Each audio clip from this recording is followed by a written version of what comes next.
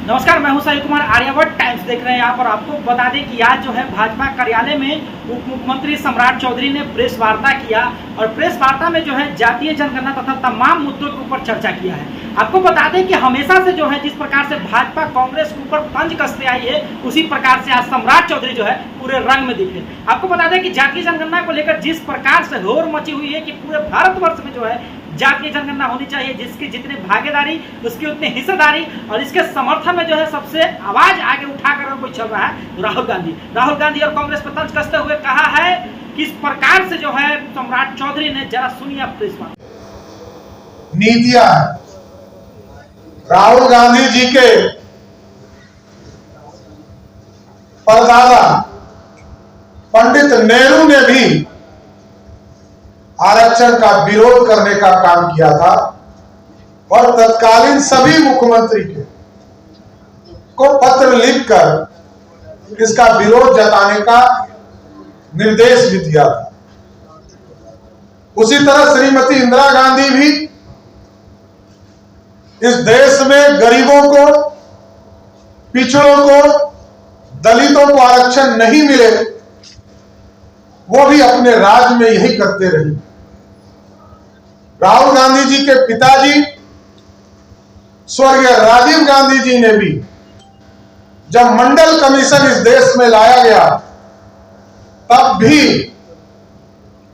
गांधी परिवार ने आरक्षण का विरोध किया पानी पी पीकर। और आज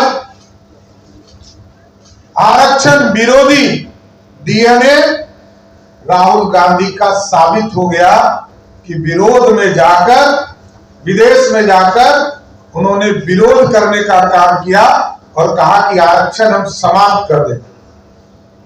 कांग्रेस पार्टी लगातार माइनॉरिटी को आरक्षण देने का काम कभी आंध्र प्रदेश में करती है, कभी कर्नाटक में करती है, और जितने भी माइनॉरिटी यूनिवर्सिटीज हैं, सब में आरक्षण को समाप्त करने का काम कांग्रेस और इंडी गठबंधन के लोगों ने किया।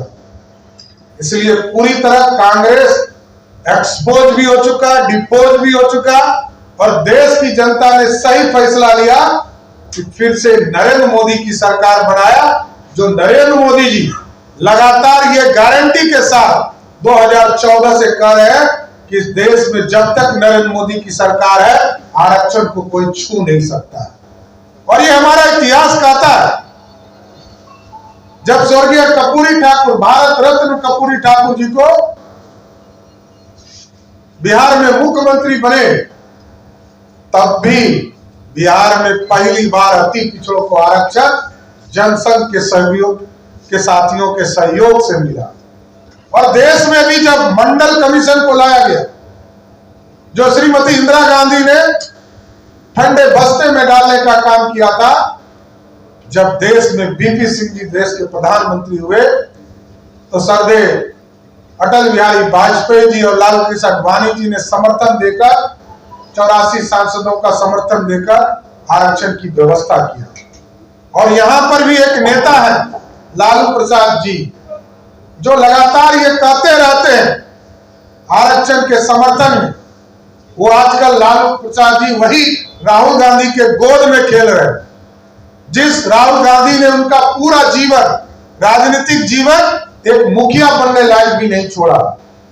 और जिस तरह लालू प्रसाद जी भी कभी आरक्षण नहीं दी, 1990 से लेकर 2005 तक बिहार के मुख्यमंत्री बनकर रहे, लेकिन किसी एक वर्ग को भी बिहार में आरक्षण देने का काम नहीं किया। दूसरी तरफ भारतीय जनता पार्टी जब भी सरकार रहती है साथ, तब आरक्षण देने का काम करती है। इसलिए पूरी तरह एक्सपोज हो चुकी है कांग्रेस पार्टी, और कांग्रेस पार्टी और इंडी गठबंधन के लोगों को स्पष्ट तौर पर बताना चाहिए।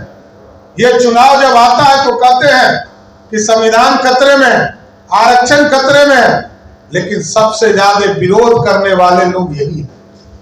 स्वामी विवेकानंद जी 30 वर्ष की उम्र में जब अमेरिका गए, तो दुनिया को यह संदेश दिया कि भारत का यह साधु पूरी तरह ज्ञान का सागर लेकर आया। और यहां 54 वर्षीय एक नौजवान विरोधी दल का नेता जब दूसरे देश में जाता है तो स्पष्ट तौर पर संदेश जाता है कि राहुल गांधी भारत को तोड़ने वाली शक्तियों के साथ है, आरक्षण के विरोधी है, भारत को अलगाववादियों के साथ ले जाना चाहते हैं, भारत को नष्ट करना चाहते हैं। इसलिए पूरी तरह भारतीय जनता पार्टी इसका विरोध करती है।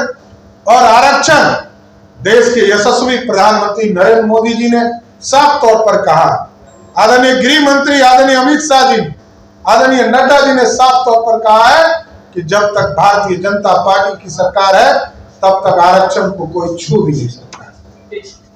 सभी साथियों को धन्यवाद। कोई इससे संबंधित कोई प्रश्न हो तो जरूर पूछना। सरकार के ऊपर जासूसी का आरोप लगाया है, इससे जुड़ा हुआ कोई प्रश्न है तो बताइए, आगे से प्रेस कॉन्फ्रेंस कर लेंगे।